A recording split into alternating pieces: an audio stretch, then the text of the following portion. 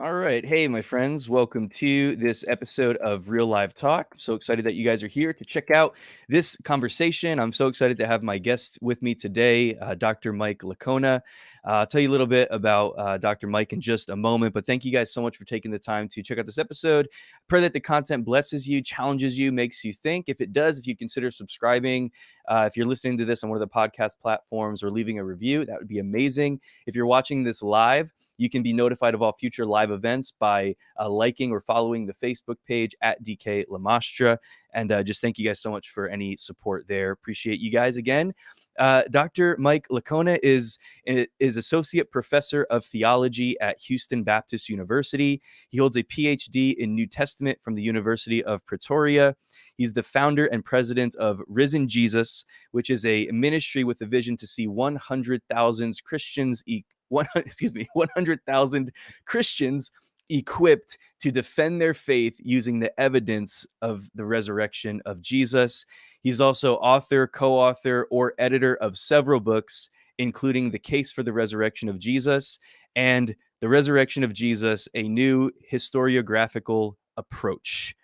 And that book is no joke. It is over 700 pages and just a very extensive study on the subject of the resurrection of Jesus. So, Dr. Mike, thank you so much for your time. Thanks for joining me on the podcast today. It's really an honor to spend some time with you, and great to meet you, by the way. Oh, well, my pleasure, Duke. And hey, good job on pronouncing historiographical. A lot of YouTubers have trouble with that. I was about 75% sure because the only place I had seen that word was in your writings, and I never heard it out loud. So I'm glad to know that I got it right there. And do you prefer Mike or Michael? Mike's fine. Mike's good. All right. Well, can we just start there real quick? I know it's not necessarily the topic for today, but I think that that it will maybe help us to understand the nature of the way that we approach this subject. Would you actually talk a little bit about what you mean by historiography and the difference between historiography as opposed to history? Well, I that would come from two Greek words, uh, historeo, or to inquire about something, and then graphe, meaning writing. Okay, so historiography would mean historical literature Mhm. that's there for the inquiry. So, yeah, that's what historiographical would mean. Okay. And so is there any different because in reading the way that you were talking about it, you were talking about kind of being infused with some philosophy and some other things as opposed to just a traditional approach to just uh history itself. Is that a or am I mixing up terms here? Well, anyone who's doing anything in the disciplines, of course, is going to be doing philosophy to an extent, right? Because Mm, we make certain philosophical assumptions, and even in history, you're going to make certain philosophical assumptions, such as assuming that the external our senses provide a relatively accurate perception of the external world, and you're going to assume that the external world is real, that solipsism isn't correct, that more than just one mind exists. Um, we're going to make certain assumptions that about truth, um, mm, and we're going to assume in history that a past existed, and that we can know it to some kind of an extent. Historians are going to disagree. Postmodernist historians are going to limit their. They're going to think that our ability to understand and know the past is going to be far more limited than realist historians. And even realist historians are going to vary on the degree to which we can know the past. So, mm. yeah.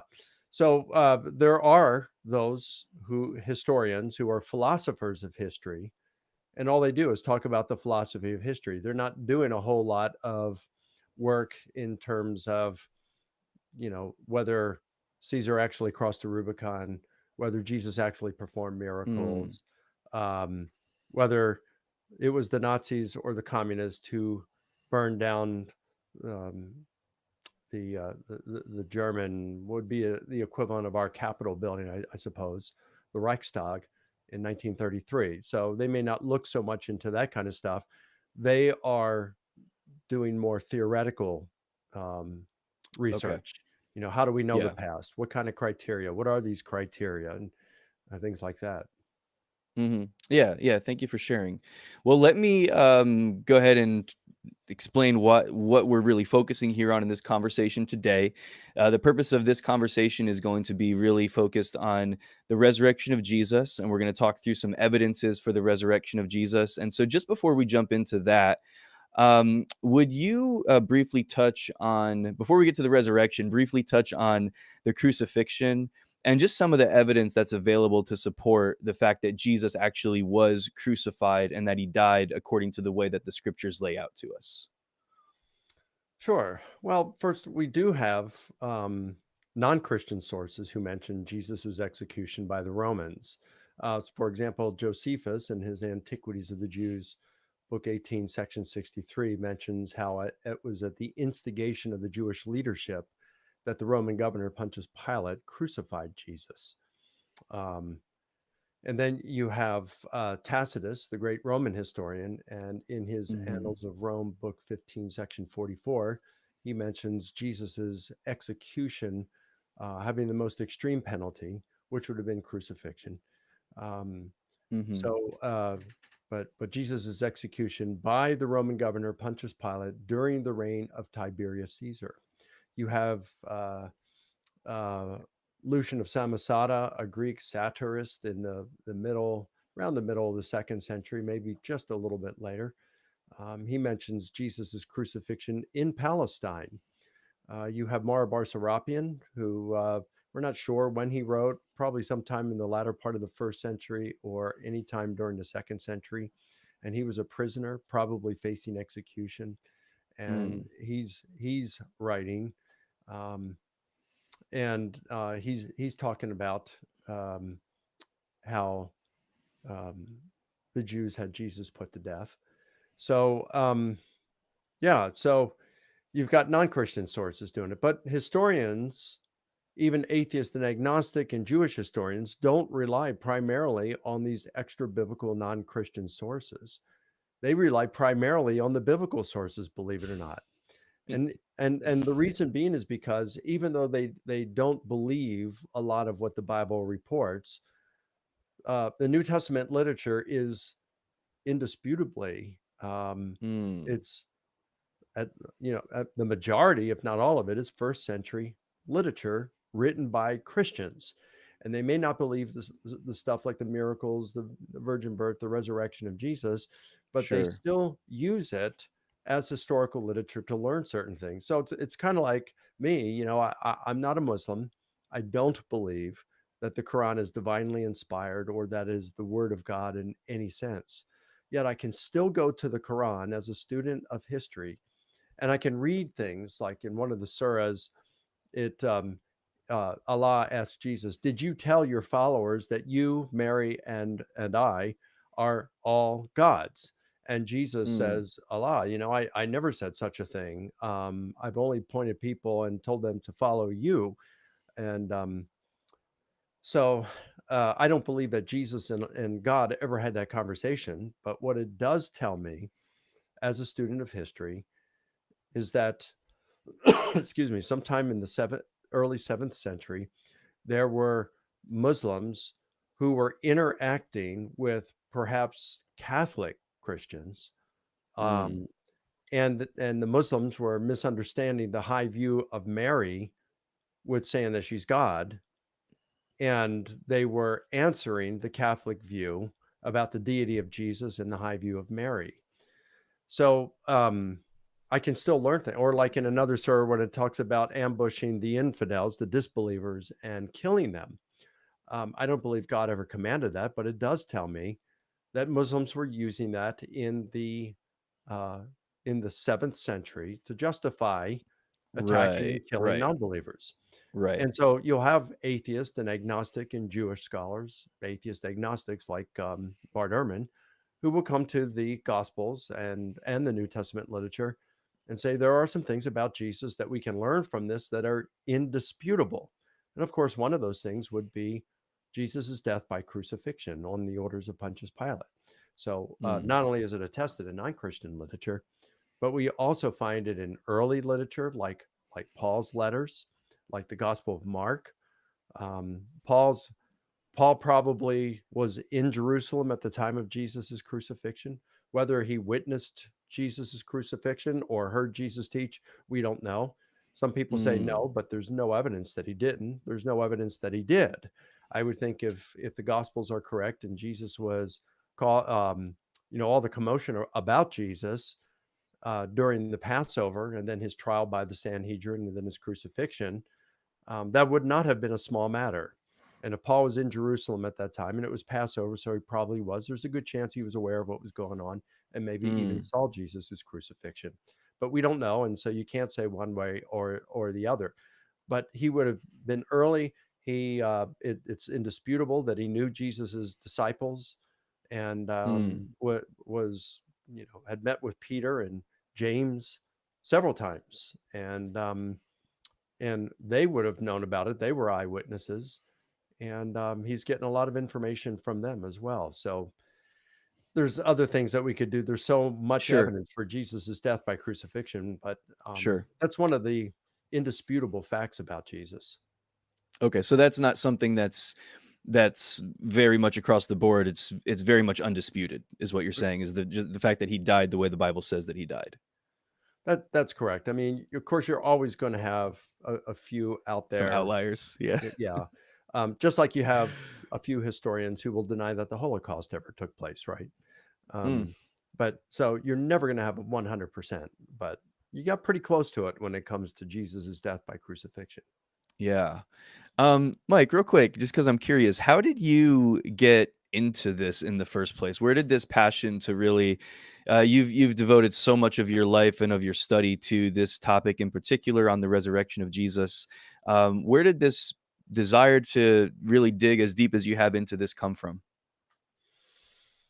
I'd say there was a couple of steps involved, a few steps involved. So the first step was in the fall of 1985, and I was completing a Master of Arts degree in New Testament Studies, Mm, and I was taking my final course, and I started to experience doubts about whether Christianity was true.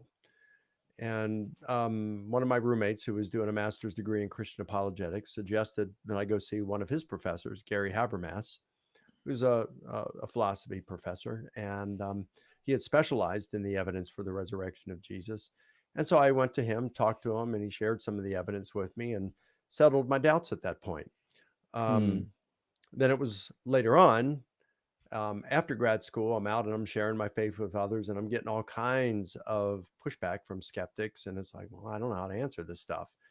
And there was no, I mean, we're talking about the 1980s, right? The late 1980s. And so there's no email then. So I called Gary Habermas, and he was so kind to be patient with me and spend time and provide answers and refer me to mm, resources. And that helped me. And then later on, I was given a lecture. I think this is 1997. I was given a lecture on the resurrection of Jesus, and I could just see the people in my church who were in my Sunday school class at that time. They were bored. I wasn't connecting with them, and I thought, well, how can I make this a little more interesting? And my wife suggested I just write a script to a story, a fictitious story, and so I started that day. And like a year later, I came out with a self-published book in 1998 called Cross Examine, which is very mm, similar to the movie that came out, probably a decade later, God is Not Dead. God, mhm, 1 or 2 decades later, God is Not Dead.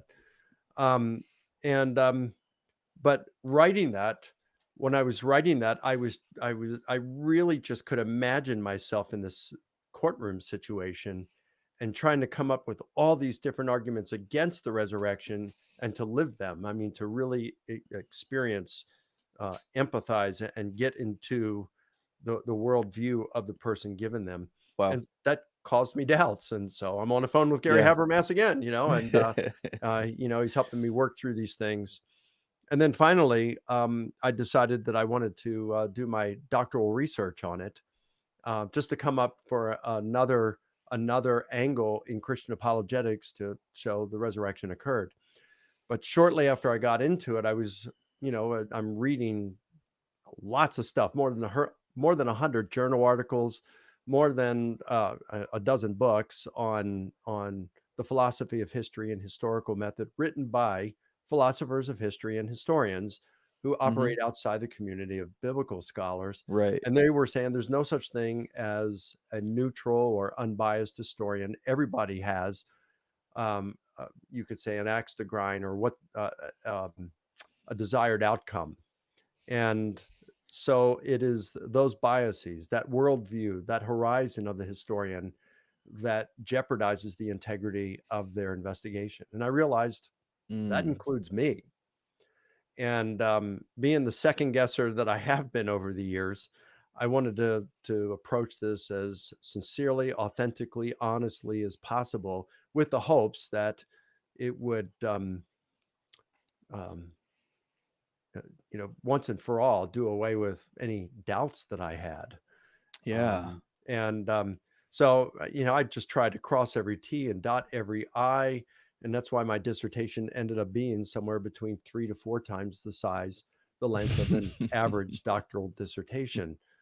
Um, so that's how I got involved with it. That's how I got interested in it. And during that time when I'm doing my research, I'm trying to be as honest as possible, and I wanted to engage in public debates with some of the leading skeptics out there to push back, hear their pushback on the things I were presenting, and then I could assess things.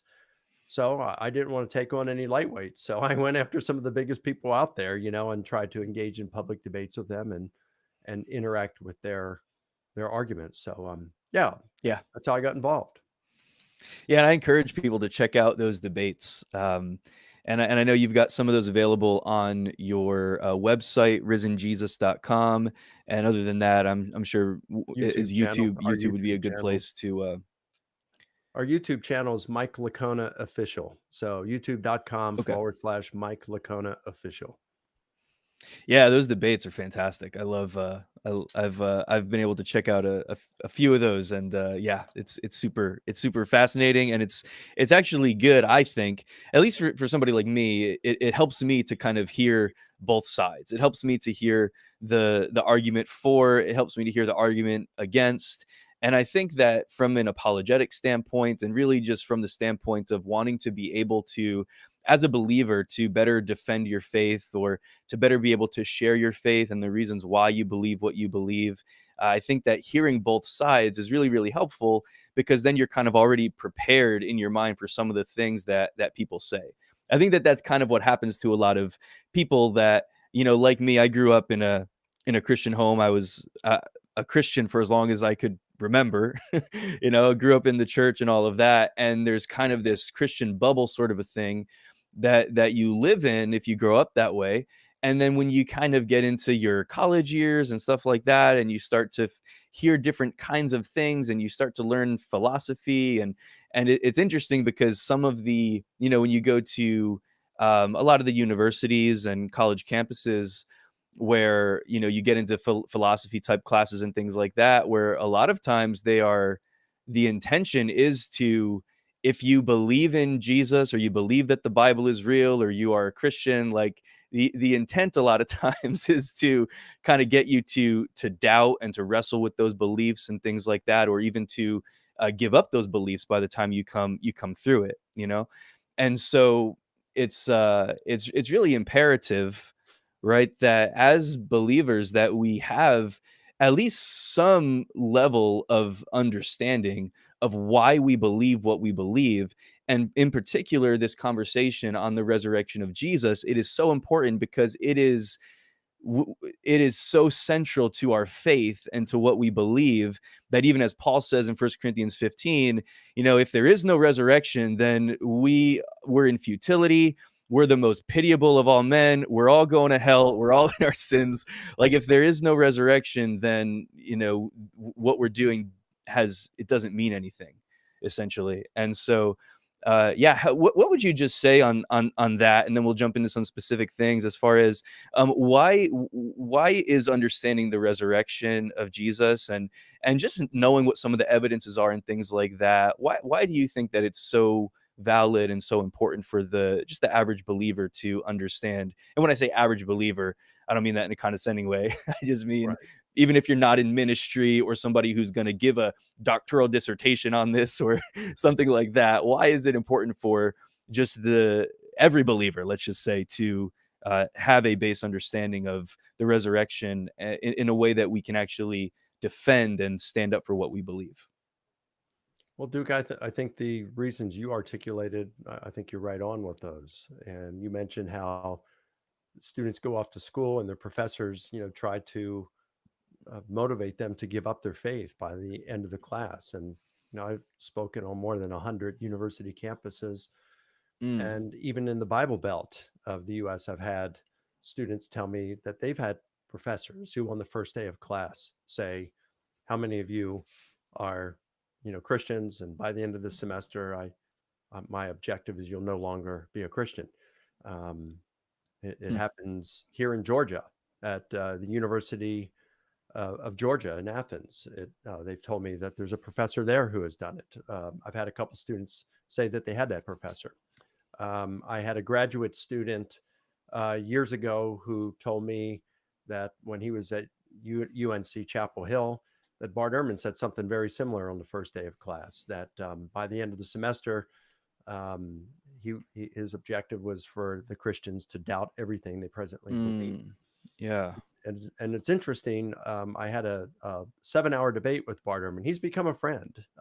We've had 7 debates now, and I had a Mm, 7 hour debate with him back in April.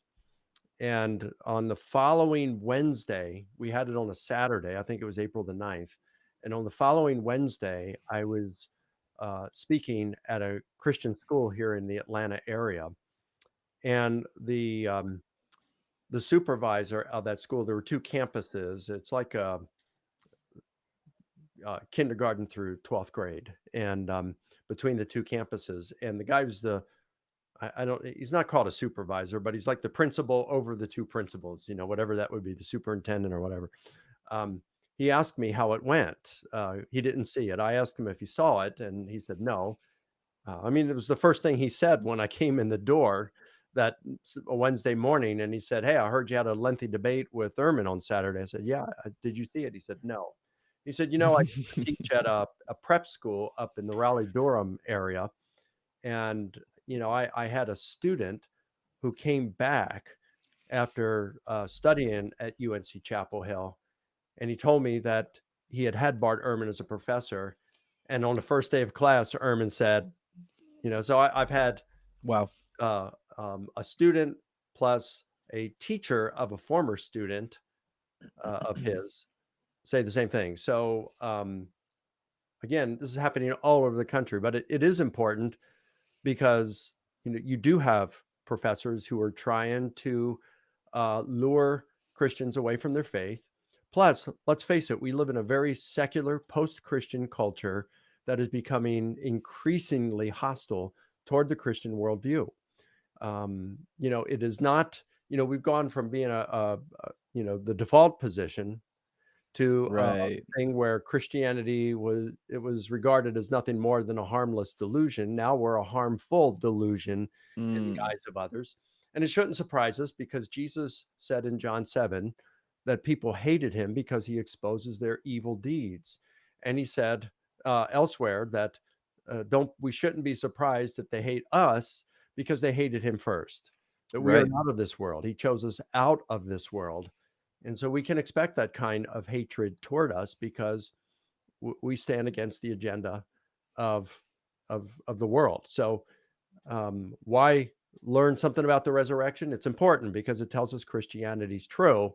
And when you have such strong influence, not only in our educational institutions, but also in a corporate environment and in all the media out there, Yeah. the Yeah. major media, that's huge. So Christians need to be fellowshipping on a regular basis, Come on. and they need to have their own personal walk with the Lord. and they need to be learning evidence for Christianity being true in order to maintain their faith. Yeah. And, just one more peripheral question before we I promise we're gonna jump into actual, evidence here. But, I'm just thinking as you're talking, I feel like this could really add some value.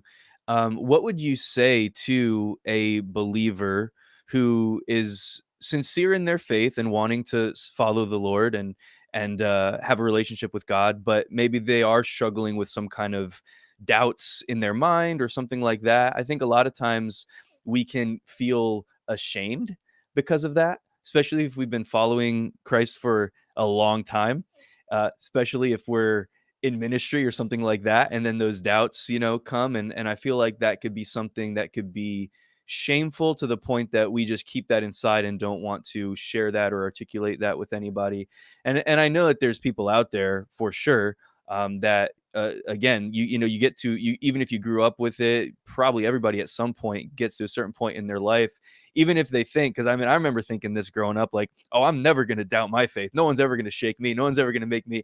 And then I would find myself years later at a point like, well, how do I know that this is really true, or how can I be sure of this, and I can point to experiences and different things in my life that I've had, and of course faith, that faith is a real element to this, right? Where there is an aspect of faith where we can talk about evidence all day long, but at the end of the day, it still requires faith. But anyway, just what would you say to somebody? Because I'm sure you encounter people on a regular basis who are struggling with some aspect of their faith or what they believe. And what's one, just what's something that you like to share to encourage people that might be struggling with something like that?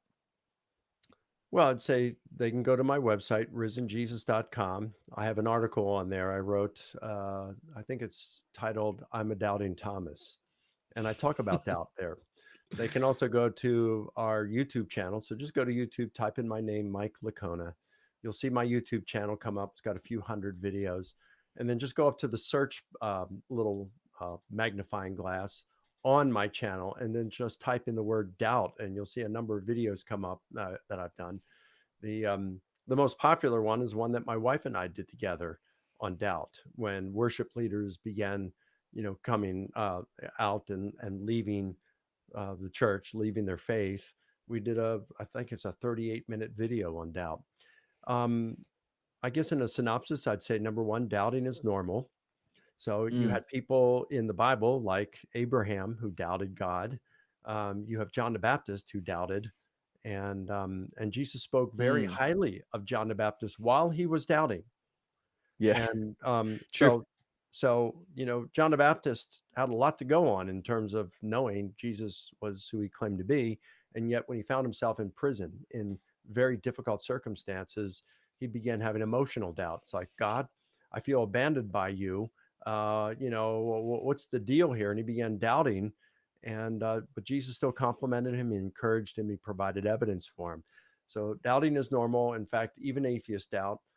C.S. Lewis said that when he was an atheist, there were times of doubt, and as a Christian, he still had times of doubt.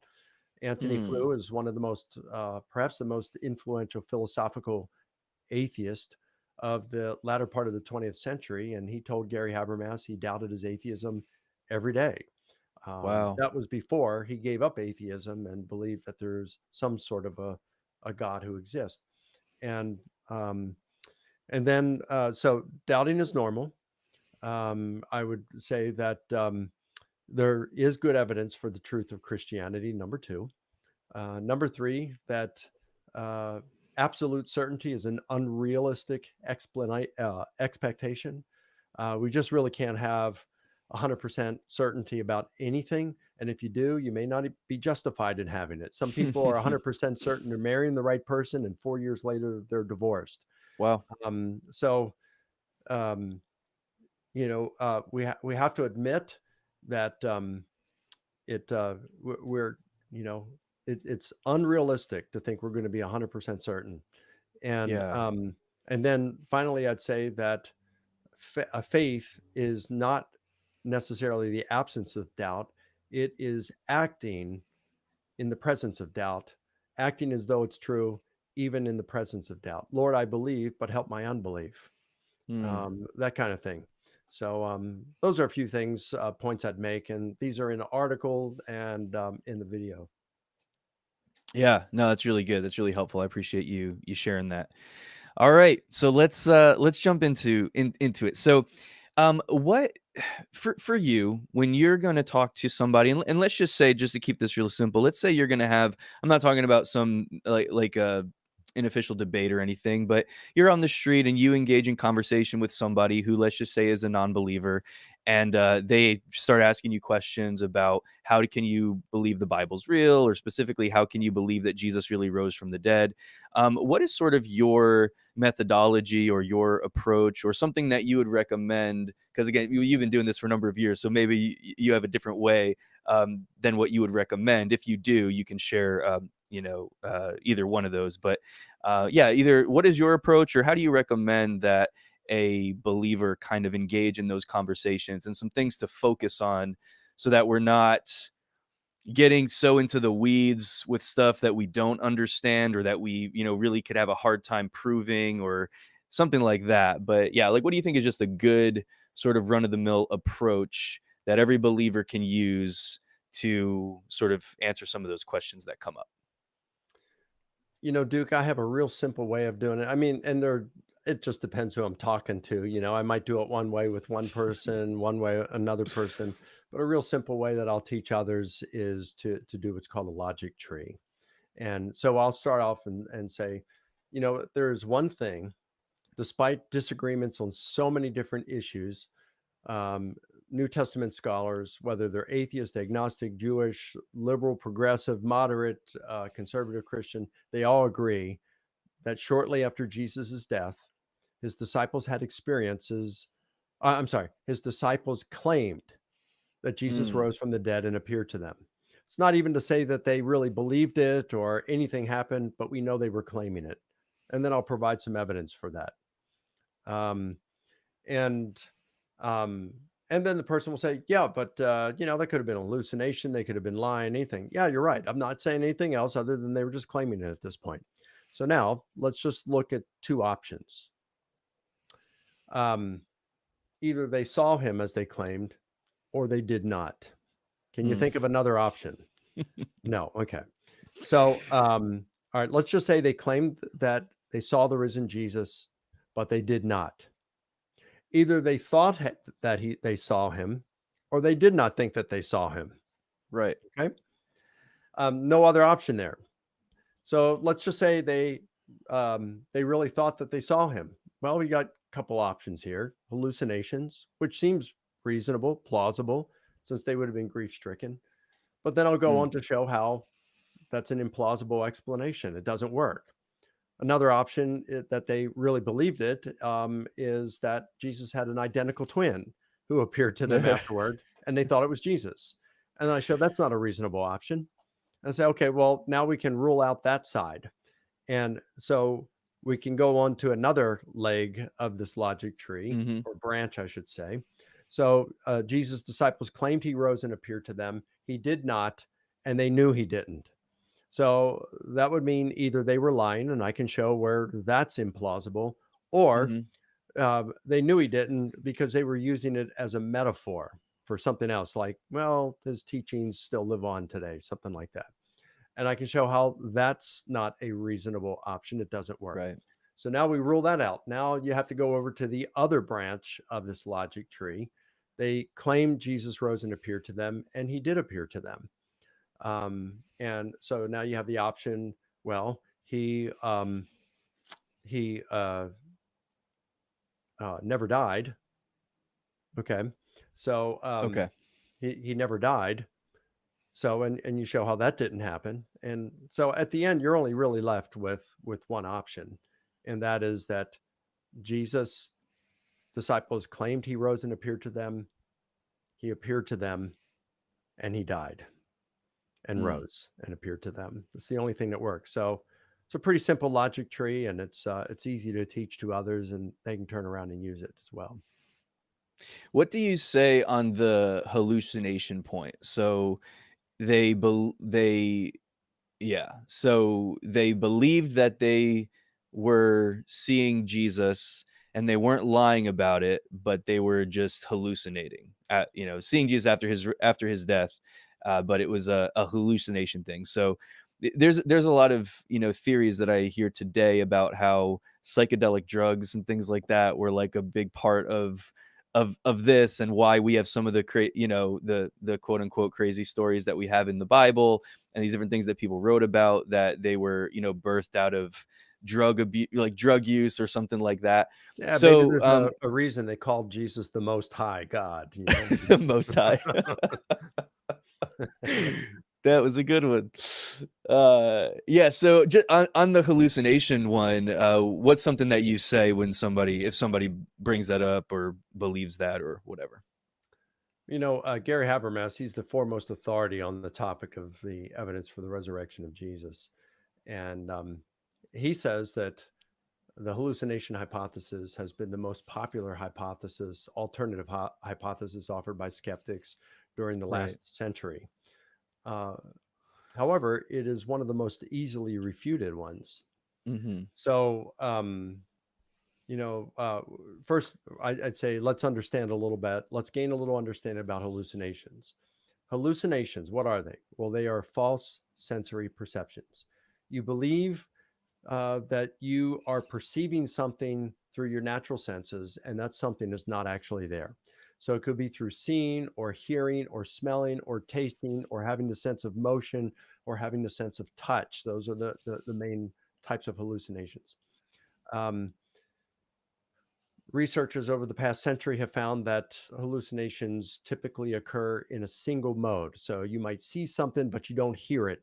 You might hear it, but Mm. you don't see it. It's only people who are high or who are schizophrenics who experience hallucinations in multiple modes, but typically it's in a single mode. The group most likely to experience a hallucination are senior adults bereaving the loss of a loved one, and about 50% of them experience a hallucination of their loved one within, say, 6 months of the person's death. Hmm. Um, but Only 7% of those adults bereaving the loss of a loved one experience a visual hallucination. So now you look at, another thing. Um, because hallucinations are going on in the mind of an individual, they have no external reality. So in that sense, Right. they're like dreams. Right. And just as I couldn't wake up my wife in the middle of the night and say, "Honey, I'm having a dream. I'm in Hawaii. Go back to sleep. Join me in my dream. Let's have a vacation." Yeah.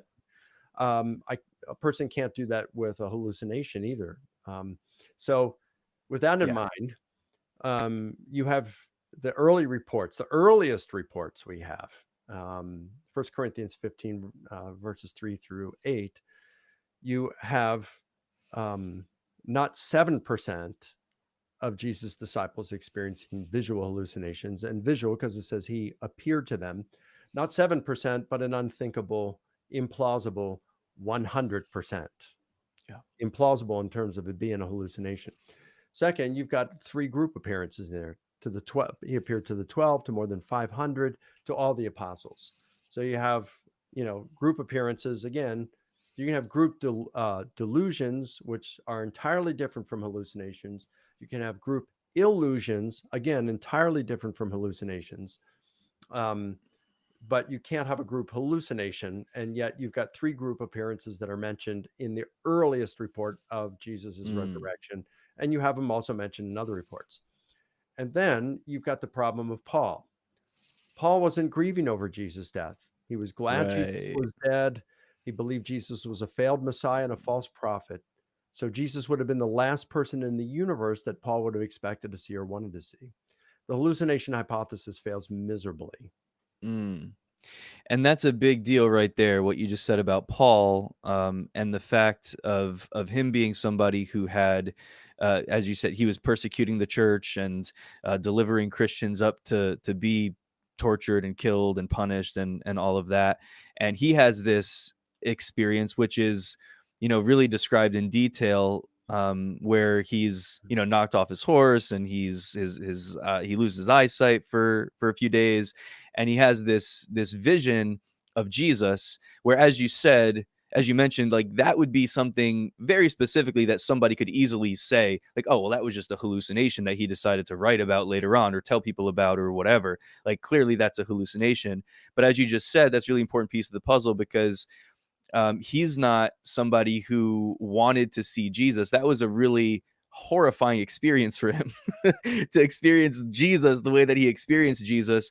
And then his life takes that dramatic shift where he immediately changes course. And now he's proclaiming the gospel and becomes the person who's written, about half of the New Testament. And so that's a really, really compelling piece of, I think, evidence right there. What do you think, in your opinion, just as far as the evidence for the resurrection goes? What to you is the most compelling? Well, Or yeah, we'll go with that'd that. have to be Paul. Okay. Um, and the reason being is because although I'm inclined to believe the traditional authorship of the Gospels, especially Mark and Luke, um, but also John, and then to a lesser extent Matthew. But I do think that Matthew was involved in the composition of the gospel attributed to him.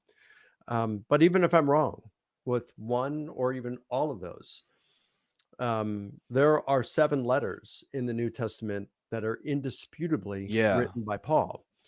And in several of those letters, Galatians, First Corinthians, Paul talks about having met with Peter, the lead apostle, and James, the brother of Jesus. And he Mm, mentions meeting with John, the son of probably John, the son of Zebedee. So, I mean, you've got 2 of Jesus' 3 closest disciples, plus you got one of his brothers that he met with and knew.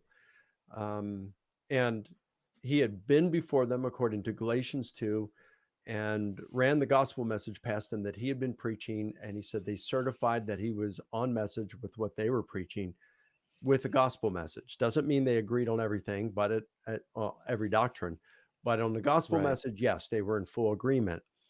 Um, and we have, decent evidence from outside of the New Testament that Paul was preaching the same message as the Jerusalem apostles. So if Paul is preaching the bodily resurrection of Jesus, which he does, then that means that Jesus' disciples were preaching the bodily resurrection of Jesus. So through Paul, we can get back pretty securely um, to Jesus's apostles and what they were proclaiming in terms of the gospel message. Mm, So it's pretty cool. And Paul is perhaps our earliest writer in the New Testament. There are a few other candidates like maybe James, the letter of James, maybe um, yeah, maybe Hebrews. It's possible. We just don't know. But Paul is certainly early, perhaps before any of the Gospels. mm, So he's an excellent source. And the fact is, he was a non-believer, right. hostile to the church. When he had the experience, he interpreted as the risen Jesus appearing to him, and it transformed his life. So it's Hmm. not like one of his already believing disciples now being convinced that he rose. It's crazy. The Mm, U.S. is extremely polarized in its politics right now. But can you imagine um, Donald Trump saying to Nancy Pelosi that he was wrong all along, and he joins Pelosi's reelection committee, to run, or Pelosi joining the Trump train. Either yeah. way, I mean, such Yeah. would be such a radical change of mind. It's nothing compared to what Paul did, Hmm. and going from persecutor to persecuted. Wow. Yeah, that's so good. One of the more common, I think, arguments or things that people could very easily say is something that you alluded to earlier with the apostles, so the disciples that were following Jesus, and then Jesus dies. And then they want to keep the story going, right? So they just start writing these books and they invent these stories and they make up this whole thing about Jesus coming back from the dead. And it just becomes this thing that they just want to perpetuate the story. So essentially, they're just lying about the resurrection. What's a good way to refute that? One word, Paul. All roads lead to Paul. It's like, well, he wouldn't have been on that, right? Again, he Sure, believed that sure. the Christian sect was a cult, and he was out to destroy it, not promote it. So, I mean, that's a major problem there. Yeah, And absolutely. another thing, then you do have some external non-biblical or non-Christian sources that do mention the crucifixion of Jesus, and Tacitus goes on to say some things that are entirely consistent. Mhm. He doesn't mention the resurrection, but it's entirely consistent of it. He says that when Pilate crucified Jesus, that Christianity was checked for the moment, and then it broke out in Judea where it started and then spread throughout the entire world, even to Rome itself. Wow. So it seems to be following, the resurrection and the Great Commission. Now, that's not to say that that's proof of the resurrection or that Tacitus even mentions Sure. the resurrection, but it's certainly compatible with it. Sure. And then really these guys are just going to write and go out and preach. And it's like, hey, we know this is a false story, but go ahead. You can imprison us, beat us, torture us, Mhm. kill us in brutal ways. We still like our story and we're sticking to it. Yeah. Yeah. Yeah, and even on that, like, if they were gonna be if they were gonna have that much of a lack of integrity, right, to be inventing stories just to keep something going and deceive people, then the way that they wrote about it would probably have been vastly different. Like, considering the fact that, women were the first one to witness the resurrection and things of that nature, that at that time would have been very it would have lent less credibility in the day that they wrote it in, and it would have been somewhat almost embarrassing in some ways, like some of the ways that they told the story. So it's like there were things about the story that if they were making it up, that clearly details would have been different. Would you agree with that? And then yeah, and then as you said, it's like, why am I going to go and risk and give my life? I'm gonna lay down my life for For something something you that I've know is made up. false. Yeah. Yeah. Yeah, that's really kind of an absurd idea. But If again, one Paul, person did that, you could say, yeah, they're a crazy person." But but when you look through the line of all the apostles of Jesus going through that and essentially becoming martyrs for their faith, um, yeah. So what is it that I've heard you say this before? Is it liars make bad martyrs? yeah, liars make Is poor that martyrs. I got that liars make from poor martyrs? The Handbook of Christian Apologetics by Peter Kreeft and Ronald Taselli. They had that Mm. in there. I read that decades ago, and I thought, hey, that's a pretty good slogan. Um, yeah, Why does Paul mention specifically by name James in the list of people in First Corinthians chapter 15? So he says Cephas or Peter, the 12, 500 eyewitnesses, many of whom are still alive to this day at the time of the writing. Then he appeared to James. Like, why? What's significant about mentioning James specifically by name there? it's a difficult one. We really don't know. It could be because Okay. at that point James was leader in the Jerusalem church, and um, let's see, yeah, he was probably the leader of the Jerusalem church when Paul wrote that. Plus, he would have been a major figure because people knew him as the brother of Jesus. I do think that Paul is listing these names in chronological order. Um, he Mm, does a then, and then finally. So it seems like it's chronological to me. He appeared to Peter, then to the 12. Even in, and notice the women aren't in there because mhm, Paul in 1 Corinthians 15, he goes on in verses 11 and 14 to refer to this as kerygma, which refers to the official public proclamation. And so, mm, given what you said a moment ago about the women, it would have been kind of embarrassing because, a woman's testimony was, uh, it wasn't valued much in the mhm. first century. So, if you're going to invent a story that is very difficult to believe. A guy coming back from the dead who had been executed by crucifixion. Um, if you're going to make up something like that, you're going to try to have some credible witnesses in it, not something that people are going to go, "Oh, come on, are you kidding? Women?" Um, Right. you know, Yeah. so it's omitted from the kerygma in 1 Corinthians 15. But it's talking about the Peter.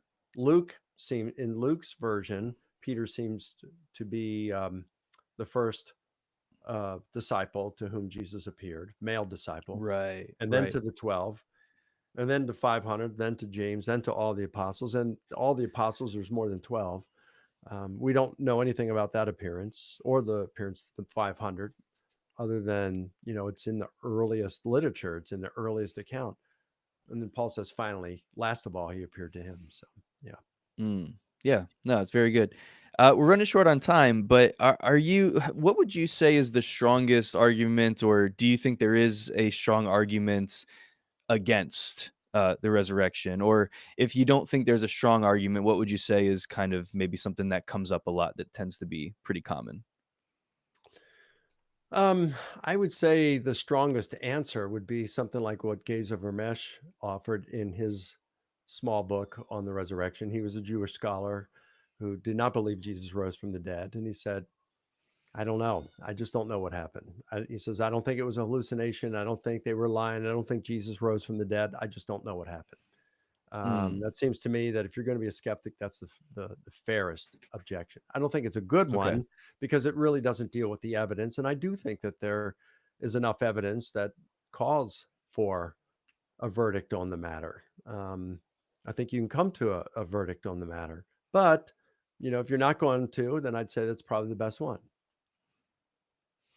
Yeah. What would you say for somebody like that wants to find out more? I know you mentioned your website, but as far as your books go, what would you say is the one that you would point somebody to that really just wants to get a little bit more of a better understanding, a deeper understanding, and be able to share their faith a little bit more confidently, or particularly share a little bit more confidently about why they believe that Jesus rose from the dead?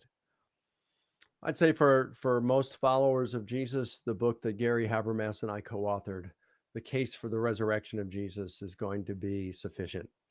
If a person is kind of a academic nerd and they really want to get deeply into this, then my book, The Resurrection of Jesus, A New Historiographical Approach, would be more appropriate for them. It's going to answer a whole lot more of their questions and get really in depth with the topic. If they're talking to a Muslim and either want to give the Muslim something, if the Muslim is willing to read it, or they just want to learn themselves, then I wrote a short book back in 2006, Paul Meets Muhammad. And it's a fictional Mm, debate between the Apostle Paul and the Prophet Muhammad. Or they can very just cool. go on and just watch any of my debates on our YouTube channel and hear both Yeah. sides. Yeah, and again, those are great.